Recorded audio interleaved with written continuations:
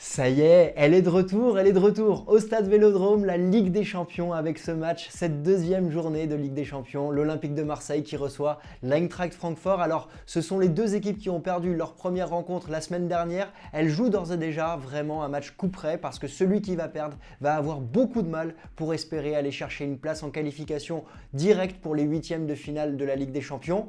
Mais du côté de l'Olympique de Marseille, il y a de nombreux motifs d'espoir et on va les voir dans cette vidéo. Bienvenue sur CM Football, toujours un plaisir de vous retrouver pour parler de l'Olympique de Marseille et cet avant-match. On va bien évidemment revenir sur la forme du moment des deux équipes. On va voir quelles sont les compositions probables et les interrogations à 48 heures du coup d'envoi. Je vous partagerai mes clés du match et les duels à suivre à travers ces clés. Et bien évidemment, en fin de vidéo, mon pronostic avec, je pense, je vous le dis tout de suite, une victoire de l'Olympique de Marseille. Alors, on commence par la forme et la forme de l'Olympique de Marseille, elle est exceptionnelle. Hormis cette défaite face à Tottenham sur laquelle on va revenir, on a un début de championnat formidable du côté de l'OM. 7 matchs, 6 victoires, 1 match nul. L'OM est ex-aequo avec le Paris Saint-Germain, meilleure défense du championnat. Igor Tudor réalise le meilleur départ pour un nouvel entraîneur avec l'OM de l'histoire de l'OM. 19 points sur 21. Surtout, on a des valeurs de combativité, de caractère, d'abnégation et puis un jeu qui a évolué par rapport à l'année dernière. Là où on était vraiment en jeu de possession et on tournait autour de blocs qui avaient compris qu'il fallait être très bas.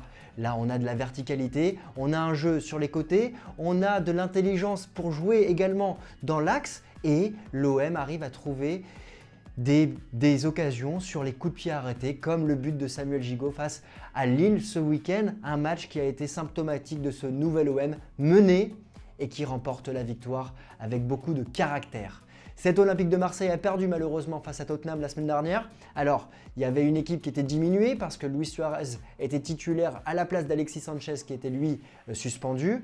Un Olympique de Marseille qui a été mis en difficulté sur ses latéraux parce que Jonathan Klaus et Nuno Tavares ont été bien cadrés par Antonio Conte et l'OM n'a eu que très peu d'occasions d'ouvrir le score, a été puni à 11 contre 10 parce que Chancellor Mbemba a été exclu, mais l'OM a fait preuve de caractère également et je trouve que l'OM a montré une bonne image qu'il faudra absolument reconduire demain soir au Stade Vélodrome, un match auquel j'assisterai et je vous partagerai bien évidemment mon débrief à chaud dès que je rentrerai du stade. Alors, on va voir maintenant quelle est la forme de l'Eintracht Francfort. Et cette Eintracht réalise un début de saison très délicat, très compliqué.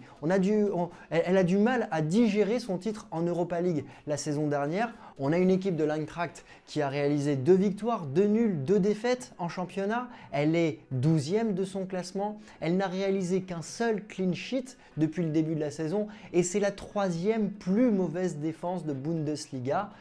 L'OM va avoir des occasions, l'OM va avoir des situations et il faudra en profiter, faire preuve d'efficacité devant le but.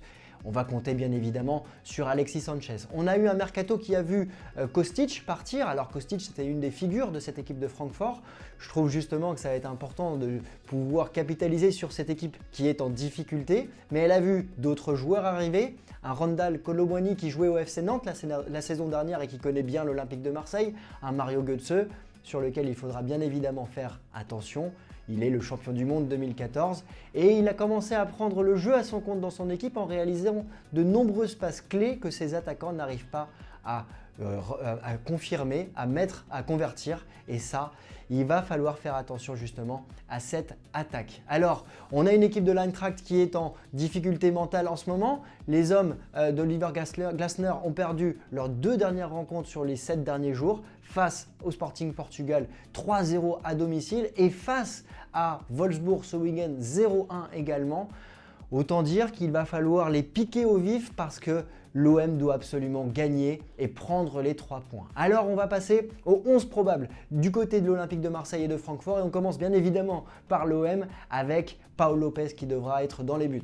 En défense, on devrait retrouver Sead Kolasinac avec Eric Bailly et Samuel Gigot ou Léo Balerdi. Nos pistons, Nuno Tavares et Jonathan Klaus. Valentin Rongier et Jordan Verretou. Dimitri Payet pour accompagner Matteo Guendouzi et Alexis Sanchez qui sera devant. La question qui va se poser, c'est en défense. On devrait retrouver Samuel Gigot ou Léo Balerdi. Est-ce que Samuel Gigot sera de retour suite à son pépin physique après son but face à Lille? C'est la grande interrogation parce que Chancel Mbemba est lui suspendu. Et si Gigot ne joue pas, ça devrait être Léo Balerdi, un Léo Balerdi qui a le moral dans les chaussettes après sa sortie à la 28e minute face à Lille ce week-end. Il a été grandement sifflé. Certes, il a été mauvais. Certes, il a fait de mauvaises prestations depuis le début de la saison. Mais l'OM a besoin de lui, donc il ne faudra pas le siffler s'il est titulaire lors de cette rencontre. On a besoin d'avoir une défense solide et surtout, on a besoin d'avoir 11 joueurs en pleine confiance pour aller remporter cette victoire en Ligue des Champions. Cette Kolasinac sera axe gauche. On a Eric Bailly qui va faire preuve de fraîcheur parce qu'il n'a joué qu'une mi-temps face à Lille. Nos pistons, bien évidemment, naturels avec Nuno et Jonathan Klaus. Valentin Rongier qui revient de sa suspension et qui a pu se régénérer. Jordan Verretou qui n'a joué qu'une demi-heure face à Lille. Dimitri Payet qui n'était pas titulaire lors des 2 dernières rencontres. On a des joueurs qui devraient être frais lors de cette rencontre avec Matteo Guendouzi pour l'accompagner. Alexis Sanchez qui a joué l'ensemble de la rencontre face à Lille. Il faudra le faire souffler probablement en vue du match face à Rennes dimanche, mais on a besoin de lui au moins dans la première heure de jeu pour faire la différence. Dites-moi en commentaire si vous êtes d'accord avec ma composition. La question qui va se poser, c'est de savoir comment Gerson va prendre le fait d'être de nouveau sur le banc pour la 2e fois consécutive après l'avoir été face à Lille. Côté Francfort, on devrait retrouver l'ex-parisien Kevin Trapp dans les buts. Une défense à 4 avec Pellegrini, Ndika, Tuta et Knof. Le milieu à 2 avec So et Mbimbe. Et l'attaque menée par Mario Götze avec Kamada sur le côté gauche, Randal Kolo Muani sur le côté droit et Borré devant. On a une équipe de Francfort qui a commencé la saison à 3 pour finalement passer à 4 derrière en essayant de stabiliser cette défense. C'est un vrai travail du côté d'Oliver Glasner qui a pris énormément de buts, on le disait en préambule. On a une question qui va se poser surtout, c'est de savoir si Jakic va être titulaire à la place de Mbimbe qui est arrivé cet été en provenance du Paris Saint-Germain. Mais surtout, il faudra faire attention à cette attaque avec le japonais Kamada qui est le meilleur buteur de l'Eintracht Francfort cette saison, avec Mario Götze qui réalise le plus d'occasions clés et Randal Kolo Muani qui va apporter de la difficulté à Nuno Tavares dans son dos. Ça va faire partie justement des clés de cette rencontre. Alors les clés, il va falloir gérer défensivement. Gérer défensivement, c'est un point ultra important parce que cette défense va encore une fois être nouvelle. Gigot sur le côté droit ou Balerdi, cette Kolasinac sur le côté gauche, Eric Bailly qui va devoir stabiliser tout ce beau monde et surtout l'OM qui devra faire attention à son dos sur son axe gauche et sur l'aile gauche de sa défense. C'est de là que viennent les situations, c'est de là que viennent principalement les buts ou les occasions subies. Et de ce côté, on devra retrouver Randal Kolo Muani qui va mettre à mal peut-être Nuno Tavares et cette Kolasinac. Il faudra faire attention. Et je m'attends justement à un beau duel également entre Borré et Götze face à Eric Bailly. En tout cas, cette défense, elle devra gagner des duels pour justement relancer et apporter de la verticalité. Rongier devra être proche justement de sa défense pour passer à Verretou qui devra bien distribuer. Et cet OM devra justement faire preuve d'intelligence et de diversité dans ses choix. On le sait, les pistons sont très importants du côté d'Igor Tudor avec Nuno Tavares et Jonathan Klaus. J'aimerais voir Jonathan Klaus mentalement, moralement, un cran au-dessus de ce qu'il a apporté face à Tottenham. Il connaît maintenant la Ligue des Champions. Il devra vraiment apporter le danger sur son côté droit. Mais de la diversité, ça passe aussi par l'axe. L'Olympique de Marseille pourra frapper de loin. On sait que Kevin Trapp a parfois des difficultés à être à l'aise avec ses mains sur les frappes de loin. Il faudra tenter sa chance et de ce côté-là, l'OM dispose de tireurs d'élite avec Jordan Verretou, avec Dimitri Payet, avec Nuno Tavares, aussi avec Alexis Sanchez. Cette diversité, elle va être importante parce que l'OM va devoir l'emporter et il faudra faire preuve bien évidemment d'efficacité. Et dans cette efficacité, je pense bien évidemment au duo Dimitri Payet avec Alexis Sanchez. Dimitri Payet et Alexis Sanchez qui avaient été titulaires face à Nice et on avait vu que le duo s'était cherché, il s'était trouvé et l'OM avait mené 3-0 dès la fin de la première mi-temps. Ce sont des éléments qui vont compter, ce sont des éléments très importants et je pense que l'Olympique de Marseille est en capacité d'aller chercher la victoire. Justement, le pronostic de cette rencontre. Alors, le pronostic, il est sponsorisé par mon partenaire Parions Sport. Parions Sport qui vous double votre premier pari avec le lien qui est dans la description. Alors, c'est très simple. Vous vous inscrivez, vous déposez votre première somme et lors de votre premier pari, si vous mettez 10 €, Parions Sport vous offre 20 € en free bet. Et cela, c'est jusqu'à un pari de 50 €. Ça veut dire que vous pouvez avoir jusqu'à 100 € de free bet lors de votre premier pari, qu'il soit gagnant ou perdant. C'est ça le point fort de Parions Sport. Alors évidemment, jouez avec responsabilité, jouer doit rester absolument un divertissement, c'est très important. Jouez uniquement des sommes que vous êtes prêt à perdre et surtout, jouer est interdit aux mineurs, ce sera vérifié, donc c'est un jeu qui est exclusivement réservé aux personnes majeures.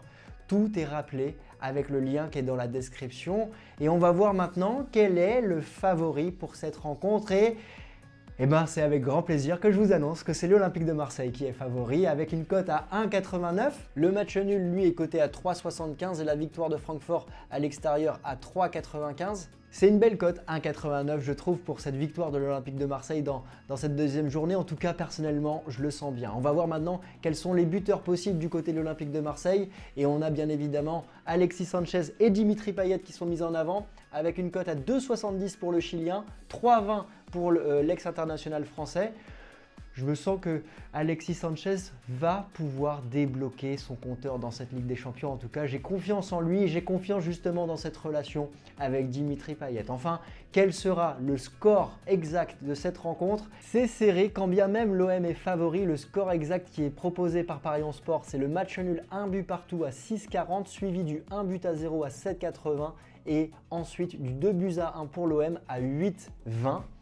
Personnellement, je vous donne mon pronostic tout de suite, je pense que l'Olympique de Marseille va l'emporter. Je m'attends à une victoire 2 buts à 0. L'OM va subir peut-être en défense, mais l'OM va faire preuve de confiance, de caractère et je m'attends vraiment à une victoire de l'Olympique de Marseille sur cette rencontre avec probablement un but d'Alexis Sanchez.